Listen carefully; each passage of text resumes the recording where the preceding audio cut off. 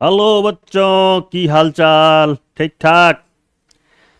तो हम लोग अभी फलन की पढ़ रहे हैं। फलन मैथमेटिक्स का बहुत ही इम्पोर्टेंट टॉपिक है, ना केवल 11th के लिए, 12th के लिए भी, जी मेन और एडवांस के लिए ये बहुत इम्पोर्टेंट है। कारण इसका ये है कि पूरे कैलकुलस फुल्ली रूपेण डिपेंड करता है फंक्शन पर। अगर आप फंक्शन समझ रहे हो, समझ गए हो, तो कैलकुलस में आपको कोई प्रॉब्लम नहीं होगा। तो हमने पिछले वीडियो में आपको बताया था कि फलन है क्या। ठीक है ना। फलन क्या है ये मैंने आपको पिछले वीडियो में बताया था। और मैंने आपको बताया था कि फलन में डोमेन, कोडोमेन और रेंज क्या होता है। ठीक है। आज जो हम आपको बताने जा रहे हैं, हम आपको कुछ फलन के प्रकार के बारे में बताने जा रहे हैं। यानी फलन के कुछ मुख्य प्रकार क्या क्या हैं, ये फलन कितने प्रकार के होते हैं। तो सबसे पहले देखो, फलन होता है बहुपद फलन, जिसका अंग्रेजी होता है पॉलिनोमियल फंक्शन। दूसरा है परिमेय फलन। तीसरा है अचर फलन। चौथा है तत्समक फलन, आइडेंटिटी फंक्शन। पांचवा है रेसिप्रोकल फंक्शन। छठा वर्ग फलन। सातवां वर्गमूल फलन। आठवां निरपेक्ष मान फलन। नौवां चिन्ह फलन, इसे चिन्ह निरूपक फलन भी बोलते हैं, जिसको पढ़ा जाता है साइनम फंक्शन। 10 नंबर है आपका महत्तम पूर्णांक फलन, बहुत ही इंपॉर्टेंट है, greatest integer function. Competitive examination की तैयारी के लिए महत्तम पूर्णांक फलन बहुत ही जरूरी है, आपको याद करना पड़ेगा, इसको समझना पड़ेगा। अगला है भिन्नात्मक भाग फलन, फ्रैक्शनल पार्ट फंक्शन।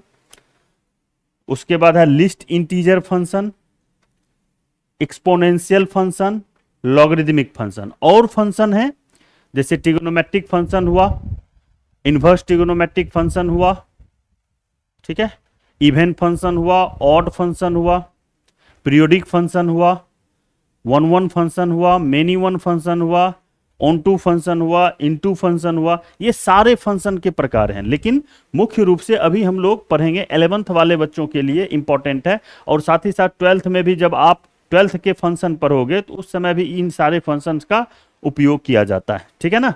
तो हम लोग स्टार्ट करते हैं और देखते हैं कि पहला फंक्शन क्या है इसका, बहुपद फलन। क्या है? बहुपद फलन। यह फलन जो है ये इस प्रकार का होता है, F x equal to a0 plus a1x plus a2x² plus a3x³ plus dot dot dot plus an x to the power n के फॉर्म का। आप लोग प्रीवियस क्लास में पढ़े होंगे बहुपद, पॉलिनोमियल। तो वही पॉलिनोमियल जो होता है उसी को हम लोग पढ़ेंगे पॉलिनोमियल फंक्शन, जहां a0, a1, a2 dot dot dot ये an है, ये सारी जो संख्याएं हैं ये बिलोंग्स टू r है, यानी रियल नंबर के भाग हैं, ये बिलोंग्स टू r।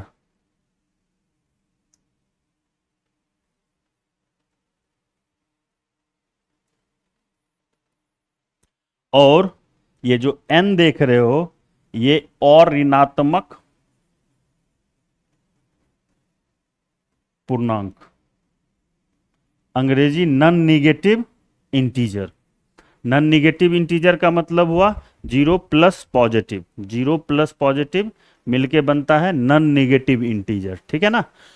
तो इस फॉर्म के जितने भी फलन होंगे ये सारे फलन कहलाते हैं बहुपद फलन। जैसे कुछ एग्जांपल लेके हम लोग देख लेते हैं। जैसे एफ एक्स इक्वल टू हमारा हुआ 3x² minus 4x plus 5। F x equal to हुआ 2 माइनस x³।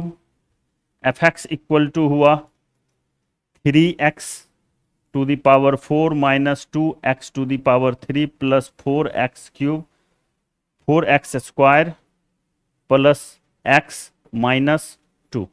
ये सारे जो देख रहे हो ये सारे एक ये सारे पॉलिनोमियल फंक्शन हैं, इसको कहा जाता है पॉलिनोमियल फंक्शन, ठीक है ना।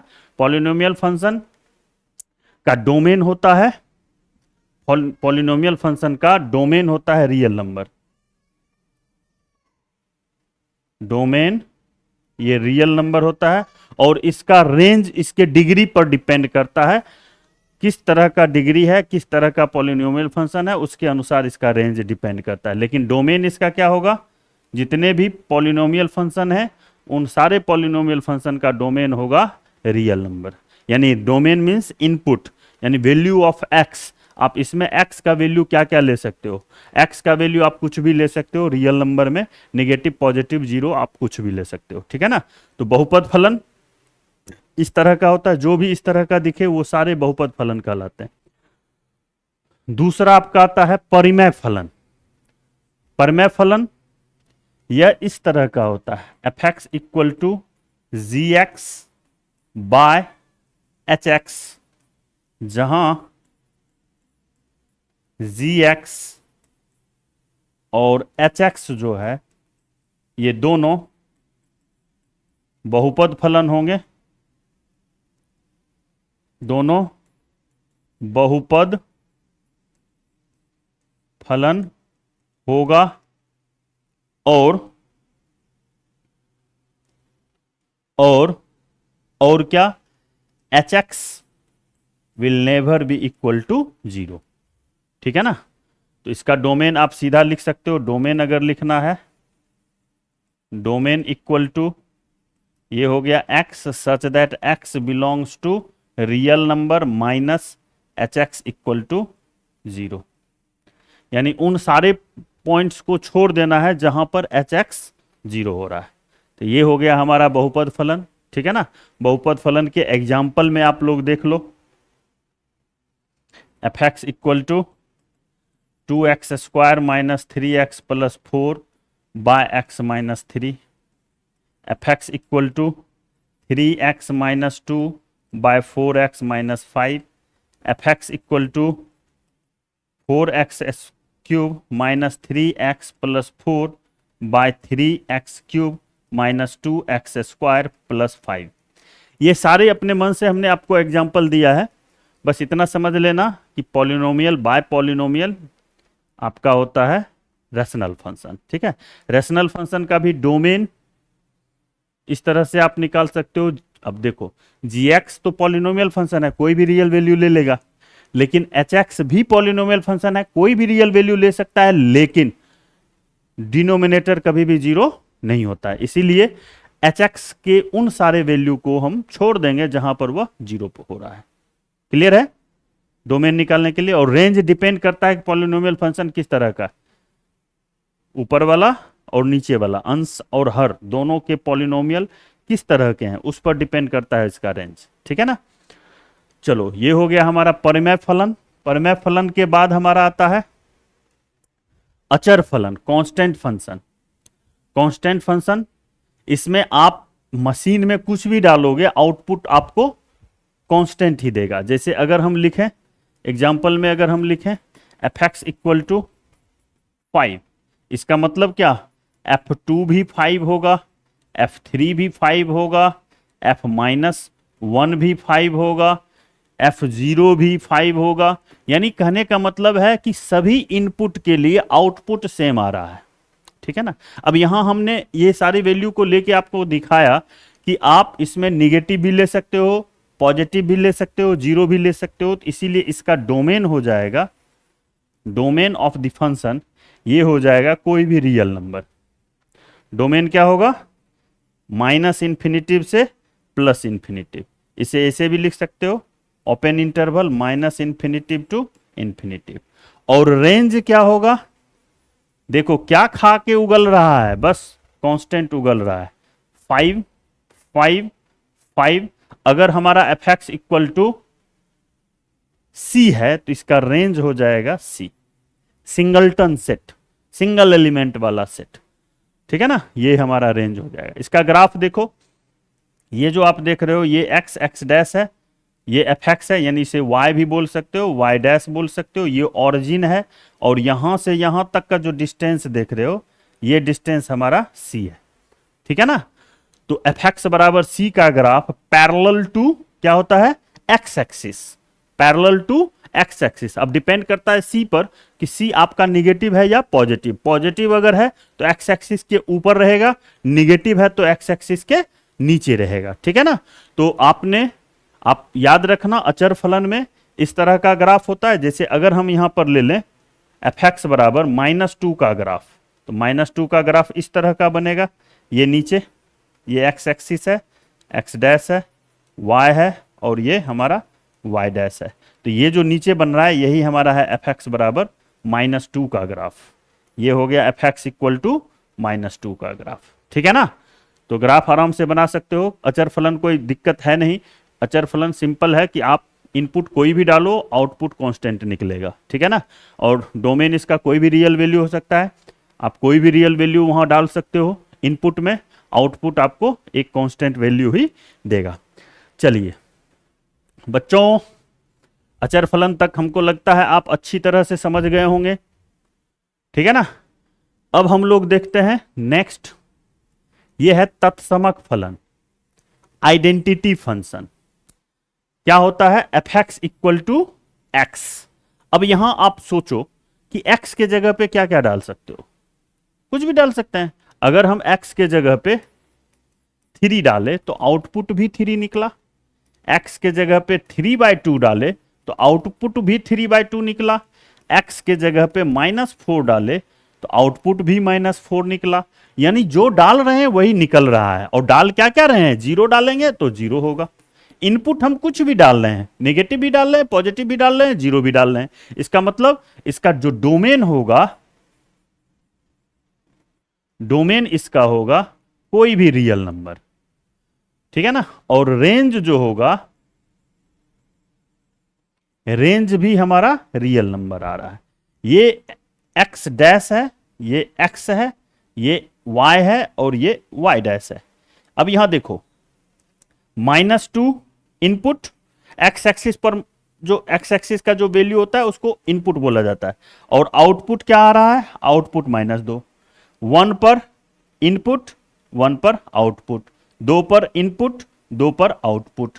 मतलब जो एक्स का वैल्यू डाल रहे हो वो आउटपुट दे रहा है। और इसका ग्राफ जो होता है वो एक्स एक्सिस के साथ 45 डिग्री का एंगल बनाता है। यानी ये फर्स्ट क्वाड्रेंट और थर्ड क्वाड्रेंट दोनों को इक्वली 2 भागों में बांटता है, एंगुलर 45 डिग्री का एंगल बनाते हुए। याद रखना है कि अचर फलन जो है, सॉरी तत्समक फलन जो है, वह उसका ग्राफ, ठीक है ना, एक्स एक्सिस के साथ 45 डिग्री का एंगल बनाता है, ठीक है ना। डोमेन क्या हो गया, डोमेन लिख देता हूं फिर से। डोमेन इसका होगा रियल नंबर, रियल नंबर बोले तो ओपन इंटरवल -इन्फिनिटिव से +इन्फिनिटिव। और रेंज होगा, ये भी रियल होगा, यानी -इन्फिनिटिव से +इन्फिनिटिव। ठीक, कोई दिक्कत समझने में ना। एग्जाम्पल में आपको मैंने ये समझा दिया। ये सारे जो देख रहे हो, ये सब दे रहे हो, ये सारे आइडेंटिटी फंक्शन है। अगर इसको अगर हम इस तरह से भी दिखाएं फंक्शन के फॉर्म में, तो x such that x belongs to r, ये आपका आइडेंटिटी फंक्शन है, ठीक है ना। x डालोगे इनपुट तो आउटपुट भी आपको x ही निकलेगा, ठीक है। आप इस तरह से भी इसको लिख सकते हो, f equal to x, such that x belongs to real number, ठीक है। इनपुट आउटपुट दोनों आपका रियल आ रहा है। चलिए इसके बाद हम लोग देखते हैं नेक्स्ट फंक्शन हम लोगों का है व्युत्क्रम फलन। हाँ, यहां से अब आपको अच्छा फलन मिलेगा। अभी तक तो जो आपने 4 फलन देखा वो बहुत ही इजी है। चलिए यहां देखो, ये है F x equal to 1/x, F x equal to 1/x, मतलब इनपुट का रेसिप्रोकल आउटपुट होता है, ठीक है ना। इनपुट का रेसिप्रोकल आउटपुट, आप इसे ऐसे भी लिख सकते हो, F x x 1/x such that x belongs to real number -0। मतलब आप x कोई भी रियल नंबर ले सकते हो, लेकिन जीरो नहीं लेना, क्योंकि अगर जीरो ले लोगे तो 1/0 इन्फिनेटिव देगा, वो वहां पर डिफाइंड नहीं होता है। ठीक है बाबू मोशाय, मजा आ रहा है ना। और ये जो इसका ग्राफ आप देख रहे हो, यहां थोड़ा ध्यान देना। अगर हम f में कोई पॉजिटिव डालें, 3 डालें तो 1/3 होगा, यानी x पॉजिटिव तो y भी क्या आ रहा है, पॉजिटिव।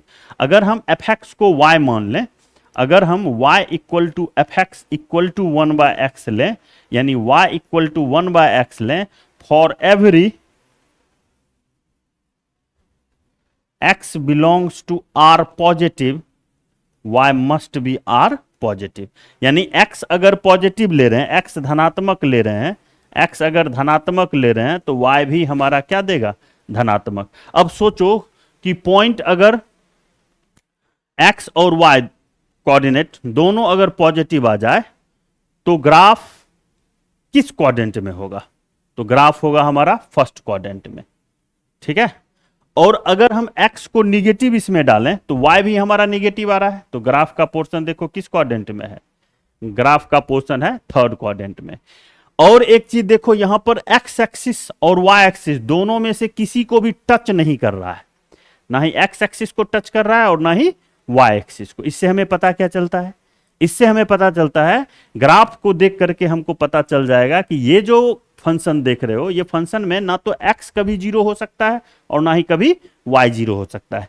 क्योंकि अगर हम x का वैल्यू कोई नन जीरो रियल नंबर डालें, तो आउटपुट भी हमें नन जीरो रियल नंबर ही मिलेगा। ठीक है ना। इसका मतलब क्या, मैंने क्या बताया कि अगर नन जीरो हम x का वैल्यू डालें तो y भी नन जीरो होगा, यानी ना तो x एक्सिस को टच करेगा और ना ही y एक्सिस को। अब मैंने आपको पहले ही क्लियर कर चुका हूं कि x के वैल्यू से जो सेट बनेगा उसको कहते हैं डोमेन, और y के वैल्यू से जो सेट बनता है उसको कहते हैं रेंज। तो इसका मतलब अगर हम यहां पर देखें कि डोमेन क्या होगा इसका, तो डोमेन हम लोग देखते हैं, डोमेन, इसका जो डोमेन होगा, अभी मैंने बताया कि x का वैल्यू आप जीरो नहीं ले सकते हो। ठीक है ना, जीरो को छोड़ के नन जीरो कोई भी रियल नंबर आप ले सकते हो। रेंज, इनपुट अगर नन जीरो रियल नंबर है तो आउटपुट भी हमें नन जीरो रियल नंबर ही मिलेगा, यानी डोमेन r-0, रेंज भी हमारा क्या हो गया, r-0। सही है, जीरो को छोड़ के बाकी कोई भी रियल नंबर आप ले सकते हो। अब इस पे हम थोड़ा एक दो चीज और देख लेते हैं कि अगर आपका fx इक्वल टू 1/x-3 है, fx इक्वल टू 1/x-3 है, तो इसका डोमेन क्या होगा। डोमेन में मैंने क्या बोला, डोमेन में मैंने बोला कि ये जो इसका फॉर्म अगर देखो तो 1/x के फॉर्म में है, 1/x के फॉर्म में है। तो यहां पर capital X should never be equal to 0, that means x-3 should never be equal to 0, that means x should never be equal to 3। तो इसका डोमेन क्या होगा, डोमेन हमारा होगा रियल नंबर -3। ठीक है। रेंज की बात करें तो अगर हम इसे y मान लेते हैं तो हमें क्या मिलेगा, हमें क्या मिलेगा, y इक्वल टू 1/x-3, तो x-3 equal to 1/y, that means x equal to 1/y-3। अभी हमने आपको रेंज बताया है, अभी हमने आपको बताया है कि x should never be equal to 0, that means x should never be equal to 0, that means 1/y-3 should never be equal to 0, that means 1/y should never be equal to 3, that means y should never be equal to 1/3, that means range equals to, range इसका हो जाएगा real number -1/3, ये इसका range हो जाएगा। तो range और हम अच्छी तरह से आपको बताएंगे, रेंज को हम और अच्छी तरह से बताएंगे। ठीक है ना, थोड़ा और सारे टाइप ऑफ फंक्शन के बारे में हम लोग पढ़ लेते हैं। ठीक है ना, टाइप ऑफ फंक्शन के बारे में हम लोग पढ़ लेते हैं, उसके बाद रेंज और हम लोग पढ़ेंगे। चलिए, तो नेक्स्ट फंक्शन है आपका, नेक्स्ट फंक्शन है आपका यहां से देखो निरपेक्ष मान फलन, इससे पहले आपने क्या पढ़ा था, इससे पहले आपने पढ़ा था व्युत्क्रम फलन, जिसका डोमेन होता है रियल नंबर माइनस जीरो और रेंज भी होता है रियल नंबर माइनस जीरो। सही है। चलो अब हम लोग पढ़ते हैं निरपेक्ष मान फलन, बहुत ही इंपॉर्टेंट, बहुत ही इंपॉर्टेंट। निरपेक्ष मान फलन F x equal to mod X, इस तरह का F x equal to mod X, मतलब अगर एक्स आप जीरो से ज्यादा डाल रहे हो, दैट मीन्स पॉजिटिव डाल रहे हो, तो आउटपुट एक्स मिलेगा, और जीरो से कम डाल रहे हो तो आउटपुट माइनस एक्स मिलेगा। अब इसको देखो फिर कंफ्यूजन नहीं होना है, कंफ्यूज नहीं होना है कि सर निगेटिव पॉजिटिव, मॉड में तो हमेशा पॉजिटिव होता है, सही बात है। ये अगर लेंगे मॉड 3 लेंगे तो 3 देगा, -2 लिए मॉड -2 लेंगे तो 2 देगा, एफ ऑफ -5 लिए तो मॉड -5 बराबर 5 देगा। देखो नाम से ही पता चलता है एब्सोल्यूट वैल्यूड फंक्शन, ये क्या है, एब्सोल्यूट वैल्यूड फंक्शन, निरपेक्ष मान। चिन्ह से इसको कोई मतलब नहीं है, निगेटिव रहेगा तब भी पॉजिटिव, पॉजिटिव रहेगा तब भी पॉजिटिव। एफ ऑफ 0 लोगे तो ये आपको देगा 0, एफ ऑफ -3 लोगे, -3/2 लोगे तो आउटपुट देगा 3/2। यानी अब यहां समझो, तो फिर ये सब माइनस प्लस करने का क्या मतलब हुआ, थोड़ा इसको देखो, इसका मतलब क्या हुआ ये थोड़ा समझ लो। अब जैसे हमने यहां पर डाला एफ ऑफ 3, तो यहां एक्स के जगह पे क्या डाला, एक्स के जगह पे 3 डाला, which is greater than 0, output सीधा एक्स निकलेगा यानी 3। लेकिन जब हम x का वैल्यू -3 डाल रहे हैं तो ये लेस देन 0 है, यानी f of -3 that means minus of -3 3। Output हमको 3 ही मिल रहा है, आउटपुट हमें 3 ही मिल रहा है, पॉजिटिव ही मिल रहा है। लेकिन ये माइनस डालने का मतलब क्या है, अगर ये लेस देन 0 है तो नेगेटिव साइन तो पहले से है, एक और नेगेटिव साइन दे दिए तो ये हमको क्या दे दिया, पॉजिटिव दे दिया ना। अब हर हाल में देखो ये जो आउटपुट आपको मिल रहा है ये तो हमेशा पॉजिटिव निकलेगा, नन निगेटिव, सॉरी पॉजिटिव नहीं, इसको नन निगेटिव बोलोगे, पॉजिटिव नहीं नन निगेटिव, नन निगेटिव मतलब निगेटिव को छोड़ करके बाकी सब, ठीक है। तो इसी में अगर हम डोमेन की बात करें तो डोमेन क्या होगा, डोमेन देखते हैं, डोमेन इसका हो जाएगा, एक चीज देखो, इधर से इधर हम कोई भी वैल्यू ले सकते हैं, पूरा में से कोई भी वैल्यू आ जाएगा, इधर से भी -4 -3 -2, और इससे इधर भी ले सकते हैं -5 -7, 4 के बाद भी ले सकते हैं 5 7 8 9 10, कुछ भी, यानी कोई भी रियल वैल्यू ले सकते हैं। डोमेन क्या हो गया, कोई भी रियल वैल्यू। लेकिन ग्राफ का पोर्शन देखो एक्स एक्सिस के ऊपर ही जा रहा है, एक्स एक्सिस के ऊपर ही है ग्राफ। इससे क्या पता चलता है कि रेंज जो हमारा होगा ये हमारा होगा, क्या होगा, 0 से इंफिनिटिव तक, यानी नन निगेटिव, 0 से इंफिनिटिव तक, ठीक है ना, 0 से इंफिनिटिव तक। तो बच्चों क्या आपने मॉडुलस फंक्शन समझा, एज आई थिंक आप अच्छी तरह से समझ गए होंगे। फिर से अगर इसको और ज्यादा अच्छे से समझना है तो समझो, अगर आप fx, अगर आप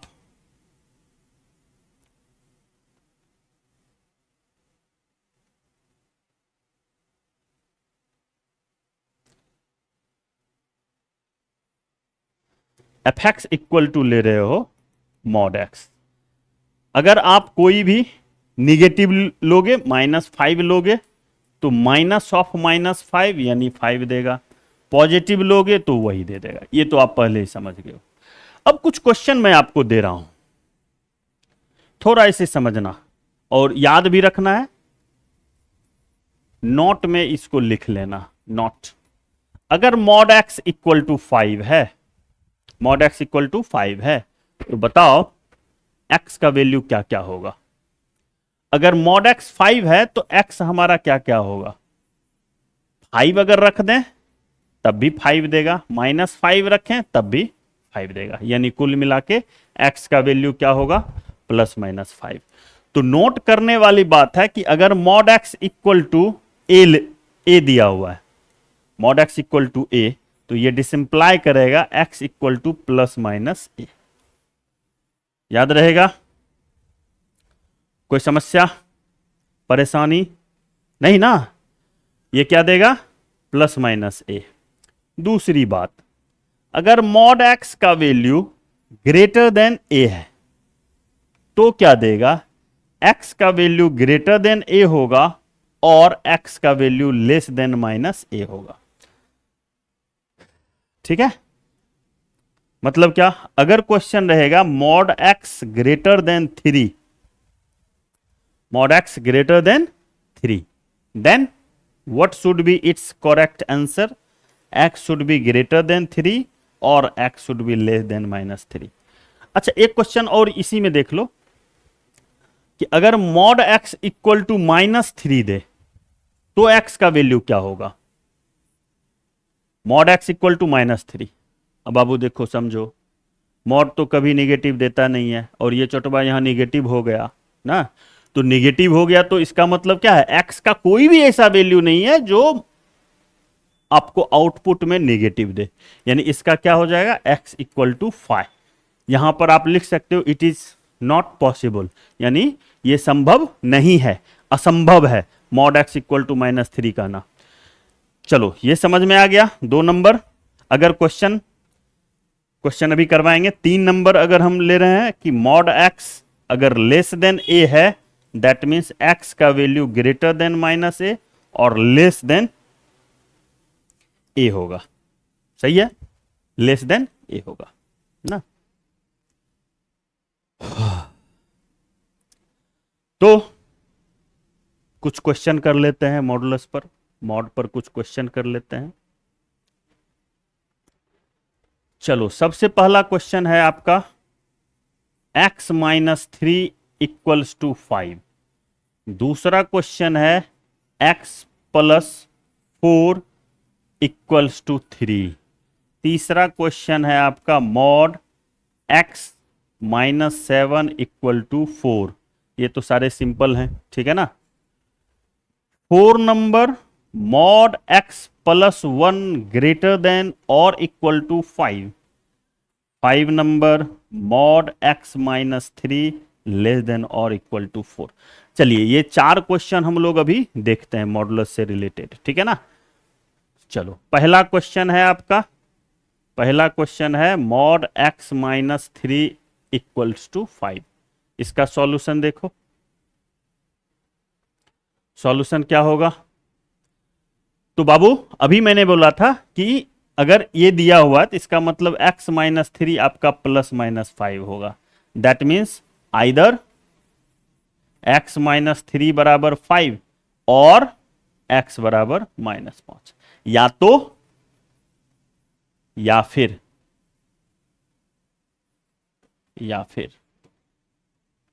चलो, अब यहां से क्या निकलता है? x equal to 5 + 3 that means 8। और यहां से क्या निकलता है? सॉरी, ये आपका कुछ गड़बड़ हो गया। यहां पर आपको लिखना था x -3 equal to -5, that means x equal to -5 + 3, यानी x इक्वल टू हो गया -2। ओके, ये दोनों वैल्यू। अब अगर ये आप हमने बना दिया, ये मैंने बनाया, तो ये आपके लिए सेम बाय सेम इसी तरह से आप बना लीजिएगा, कहीं कोई प्रॉब्लम नहीं होगा। चलिए, थर्ड नंबर भी मैं आपके लिए छोड़ दूं। थर्ड नंबर वैसे है कुछ नहीं, mod x -7 equal to 4, that means mod x equal to 4 + 7, that means x mod x equal to 11, x equal to +-11। सही है? कोई दिक्कत? देख लो ठीक से, समझ में आ गया होगा। नेक्स्ट अगर हम देखें आपका क्वेश्चन नंबर 4। 4 क्या है? 4 है मॉड x +1 ग्रेटर देन और equal to 5। Mod x +1 greater than और इक्वल टू 5। अब चूंकि आप लोग जानते हो कि मॉड x अगर ग्रेटर देन और इक्वल टू a हो तो डिसिंप्लाई करेगा x ग्रेटर देन और इक्वल टू a और x लेस देन और इक्वल टू -a। यही होगा ना। तो अगर हम इस थ्योरी का यूज करें तो इसका वैल्यू क्या देगा, मॉड एक्स, ये जो मॉड एक्स प्लस 1 है इसको हम लिख सकते हैं एक्स प्लस 1 ग्रेटर देन और इक्वल टू 5 और एक्स प्लस 1 लेस देन और इक्वल टू -5।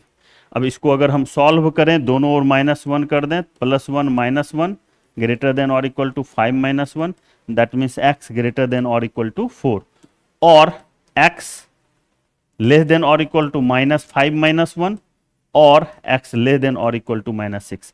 तो वैल्यू क्या मिला, इसको अगर नंबर लाइन पे हम बैठाएं, ये हमारा 4 है, ये हमारा ये हमारा -6 होगा,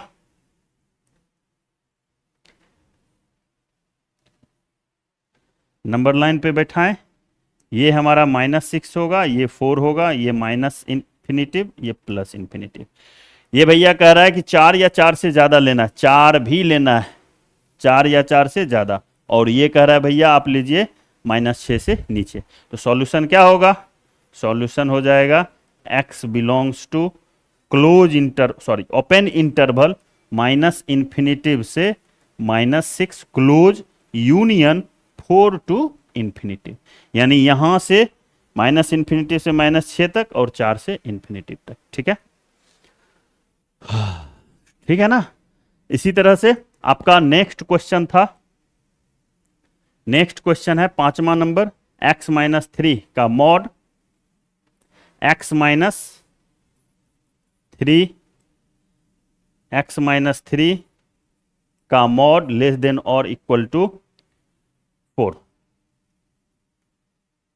और इसका कॉन्सेप्ट हमने बताया था कि मॉड x अगर लेस देन और इक्वल टू a हो तो ये डिसिंप्लाई करेगा x is between -a and a, यानी x का वैल्यू -a से a के बीच होगा। ठीक है ना, इस कॉन्सेप्ट का हम लोग यूज करेंगे।